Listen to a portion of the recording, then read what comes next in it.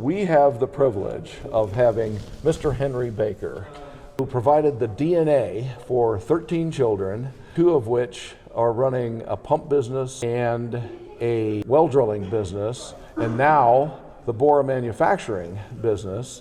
And Grandpa Baker has consented to give us a little bit of an insight on, like, what did his wife think of being in business? How much did she help? How valuable was that?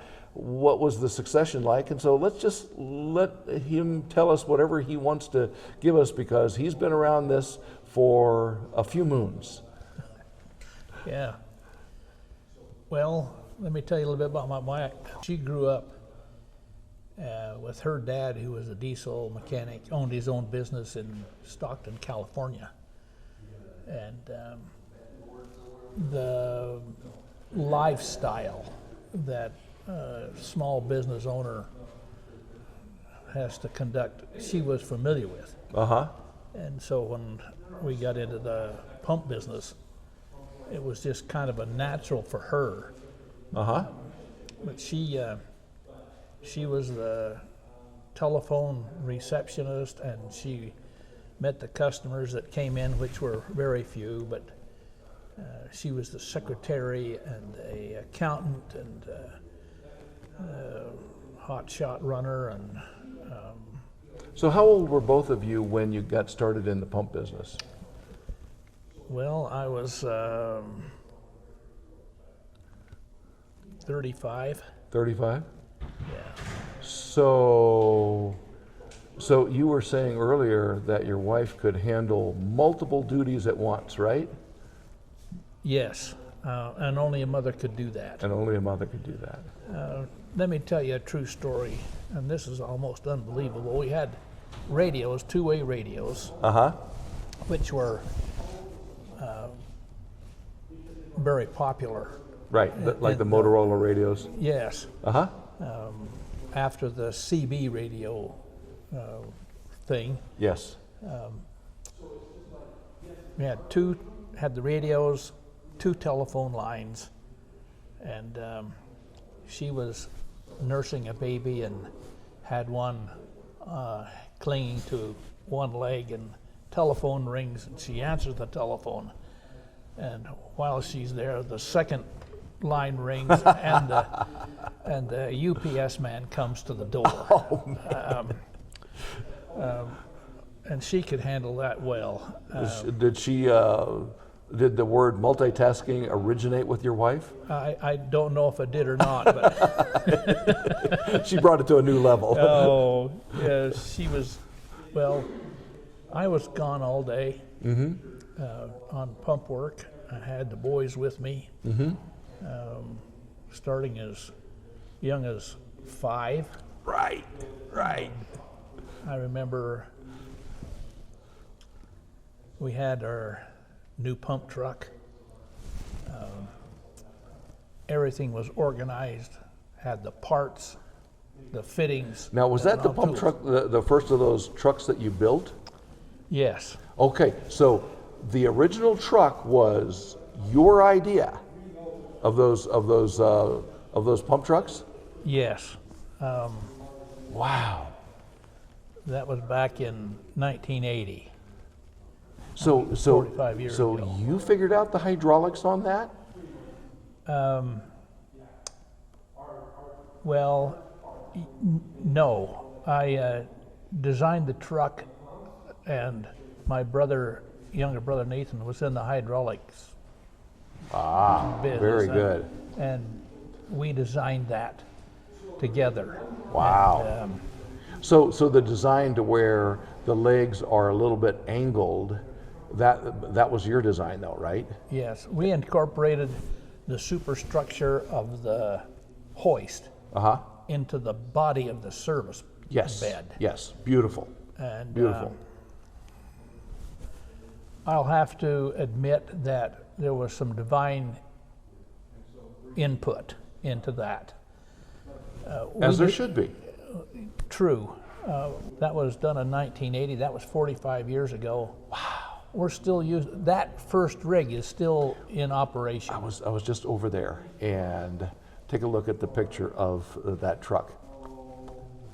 Yeah, so that's incredible. So even though David is going to start marketing and selling those trucks this year, those trucks have been around for almost 50 years. I mean, 40, was it? 45 years. 45 years.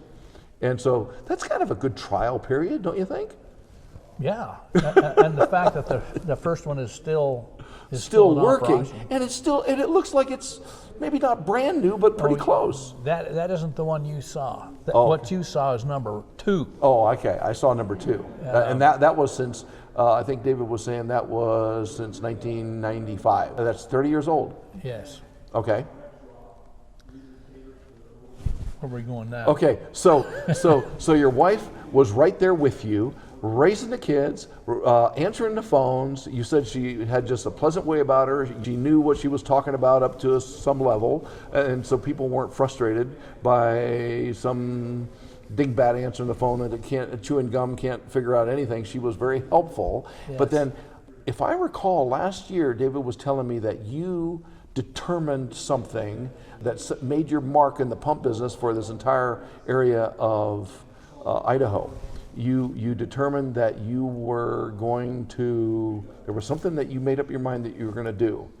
If somebody called and they were out of water, you were going to? Same day service. Same day service. So that was your kind of like objective / hook for building your business, right?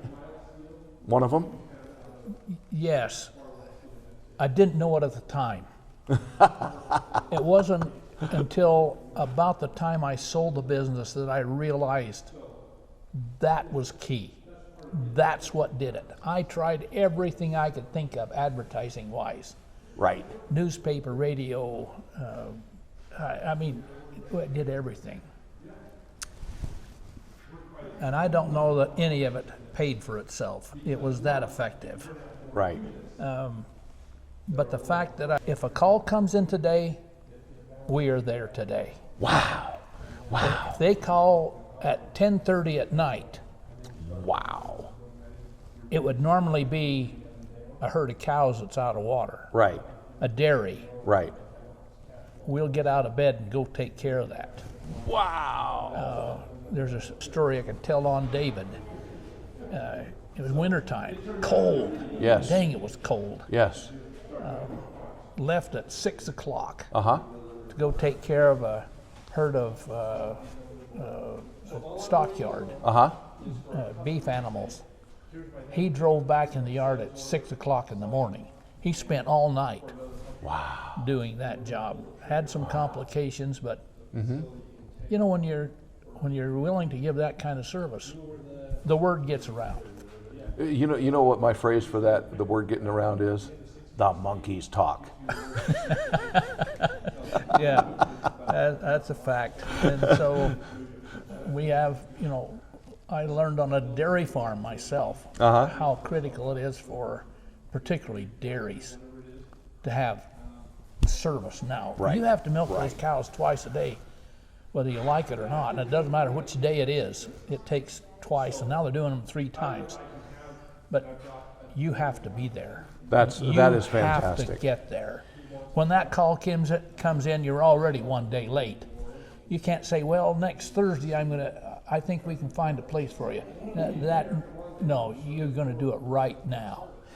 So when I started in Pagosa Springs, and I was 40 years old, and I had to have my hip replaced just as I was getting started, okay? I woke up in the hospital, and I hadn't developed my marketing campaign yet. When I woke up in the hospital after having my hip replaced, I saw the sign in the urgent care blinking, urgent care, urgent care, urgent care, and it was a neon sign blinking, and it hit me like a lead balloon. Urgent care pump repair. And that's what we went with for a number of years until we got into the drilling end of it. And I used the lettering that looked like it was real fast, you know, and service is what is lacking. And when people can figure out that you're going to give them service like you did over all those years, look at where you're at now.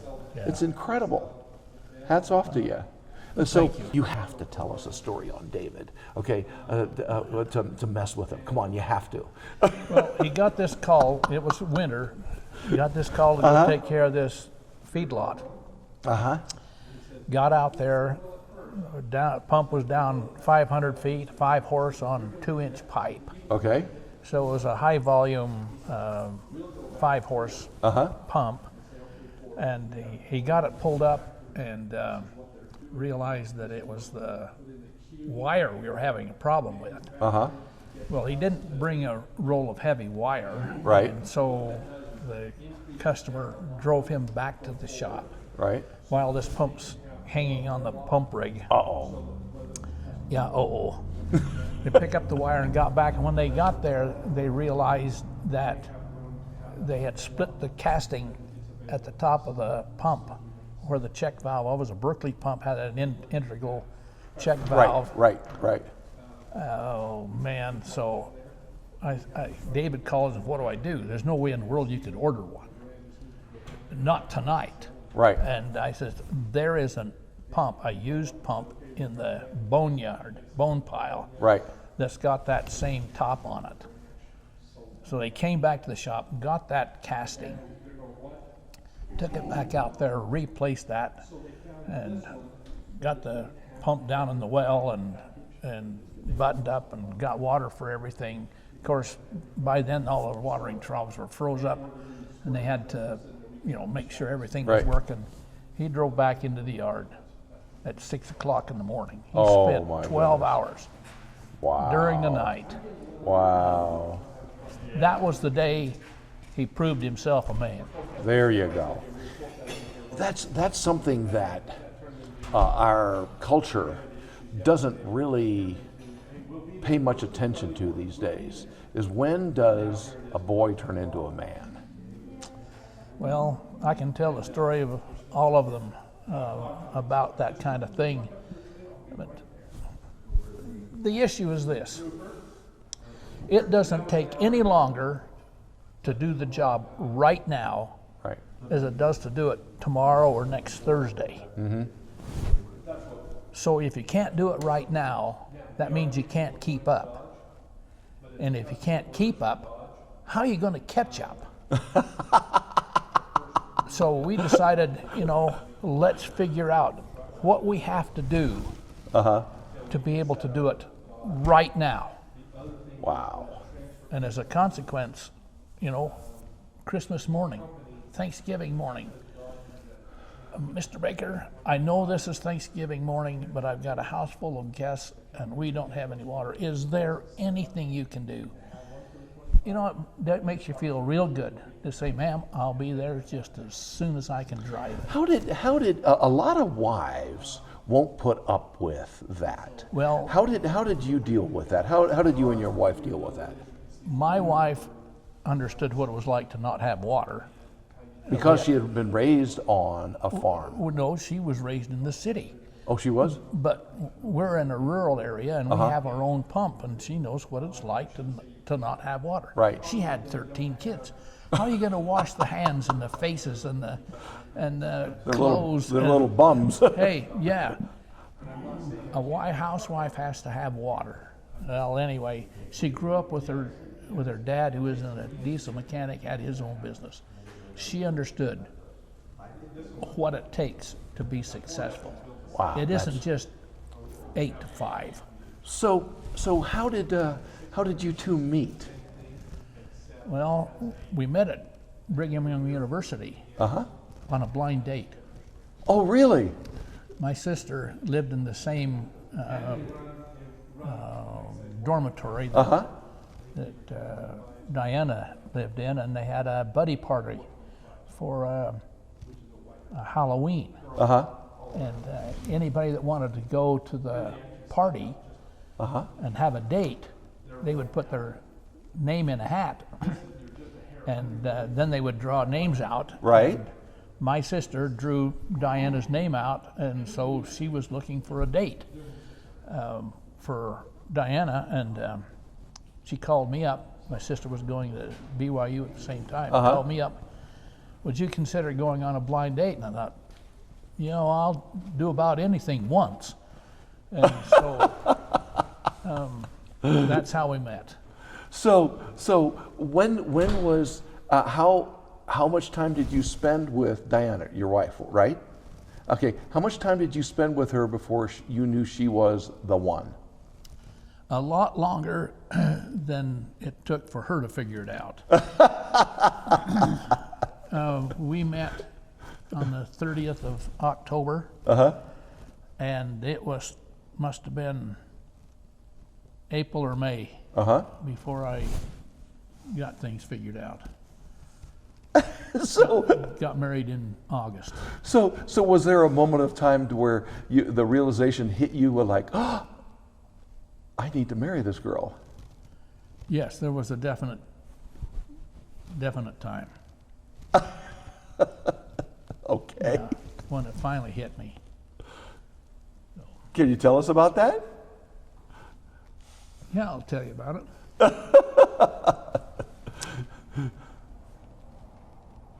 This is going to sound religious, and it is. Okay. My dad was a bishop when I was a teenager Right. in the LDS church, and he married one of his ward members, and I was at that wedding, wedding ceremony.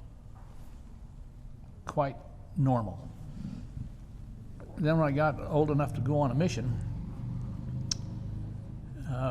part of the missionary preparation is to go to the temple and receive what we refer to as endowment. Don't have time to explain that here, but That's fine. While we were there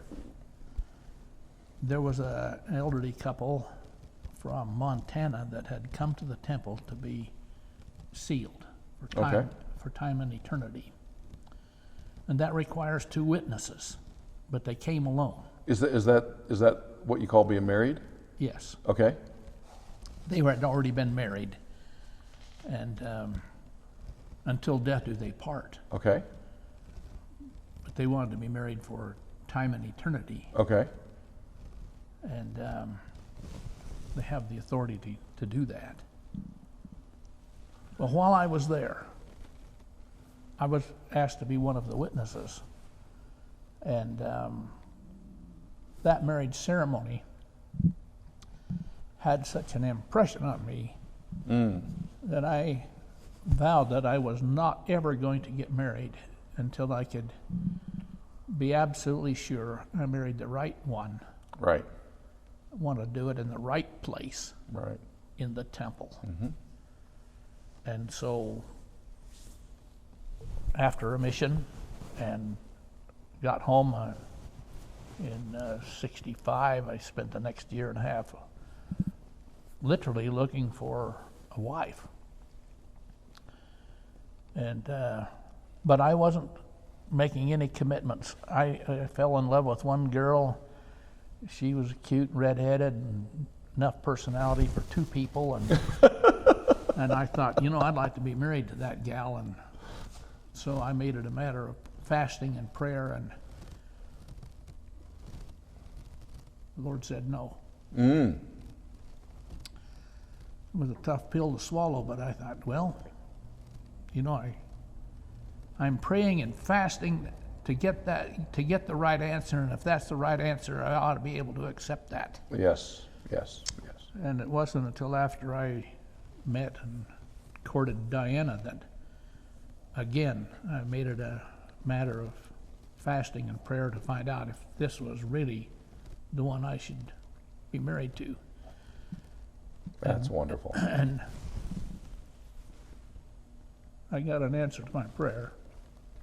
That is I knew for sure. That is so wonderful. It's amazing that the days of this kind of intentionality in trying to find your other half have just basically, for the most part, evaporated. But I mean, that kind of an intentionality where you're willing to go to Almighty God and say, "Man, help me." That is incredible. The proof's in the pudding. Yes. After all these years, right? Almost 60. Almost 60 years you've been married.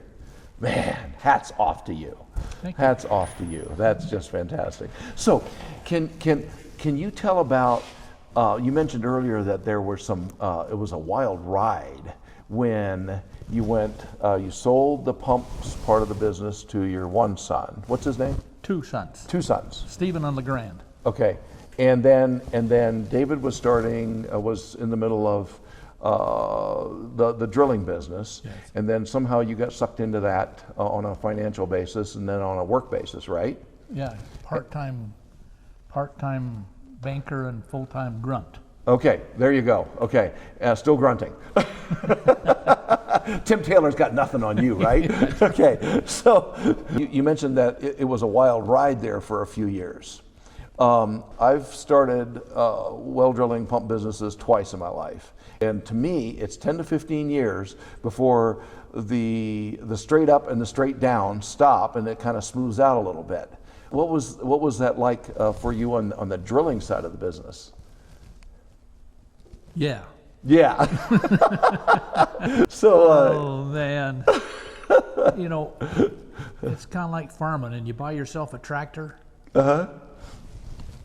It's no good at all until you've got all of the parts and pieces that it takes to farm with. Isn't that the truth? Well, when you buy a drilling rig, you know, the spending spree doesn't quit, does it? It never ends. And you can always, if you can't, you know, if something doesn't happen to you that will take the money, you can think of something. So for young guys in their first 2 or 3 years of business in the well drilling business, maybe even the pump business, what's your advice to them? I'll share the advice we received right after we got it. Okay. The sales rep for, I don't know the name of the company, 2M company, I believe. Do you remember his name? Bill Mills? No. Anyway, he'd been in the pump business and in the drilling business. He says, if you'll take care of business, you'll be successful. Back to same day service. Competition will say, how can you drill a well in one day? You can't. Well, yeah, you can. We've drilled 2 in one day, short ones. The idea is they don't want you to drill their well today. They want you to answer the telephone. There you go. Answer the telephone. We spend thousands of dollars every year Right. in hopes that somebody will give us a ring on the telephone, and then we get so dang busy we can't even answer the phone. It is absolutely crazy. Well, we had a policy when we were drilling wells. The phone rings, we answered it. Well, so-and-so's got a well, and they're not too well. We want to drill, and they're not too far away. Let's go take care of that right now. Mm-hmm. We'd shut the rig down, go over there, talk to them about it, answer their questions, make some suggestions, find out where they want it, how deep's it going to be. We'll get back to you and give you a price. And we didn't take all day doing that either, or all week. We'd go home, put together prices, and come back and share it with them. The first guy to answer the phone gets the sale, almost without exception. Wow. Who wants to be the last, you know, who wants to be last in that lineup? No. So Answer the phone. So what great advice. What advice do you have for dealing with difficult problem people? And it doesn't even mean financially necessarily. It's just jerking you around schedule-wise, jerking you around, too many questions, having to know everything in your business. How do you deal with those people? Well, you can't tell them off. If you could just tell them off and they went away, that would be one thing. No, they're going to go away and tell everybody else. Exactly. Right, okay. You can be upset with anybody, but you cannot tell them off. Right. You can be firm and say, look, this is what we have to do. Right. And price is a normal point of contention. Your price is too high. No, it's not. It's what are we going to deliver for that price? That's exactly right. We haven't gotten every sale. In fact, there's some sales that we were, glad to see go somewhere else. Didn't want to have to deal with those customers. There's always going to be a price cutter. Keep him so busy cutting the prices that he doesn't make any money, Right. while you are busy making money. And it doesn't have to be a great deal difference to be profitable. See, you've just described what it took me a while to figure out and then categorize, because I came up with the A through F list on our clients, where I wrote it down on the right-hand side of QuickBooks, the desktop version, right in the notes there. It was only when we pursued A-list clients, instead of allowing ourselves to be jerked around by D-list clients and F-list clients, that we finally started to be able to succeed. Yeah, I mean, the time wasters, oh my goodness, just tough. And I didn't have to be nasty to them or anything. It was just like, listen, we're not a match. I mean, when you date a girl and, she's got different ways of going about things than yourself, it's just like we're business dating right now, and we're not a match. But I mean, you've described that. Thank you. Yeah, thank you. This has been wonderful.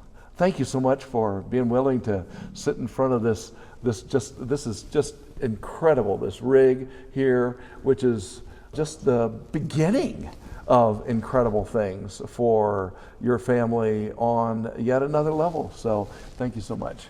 You're welcome. Appreciate it. Thank you. All right.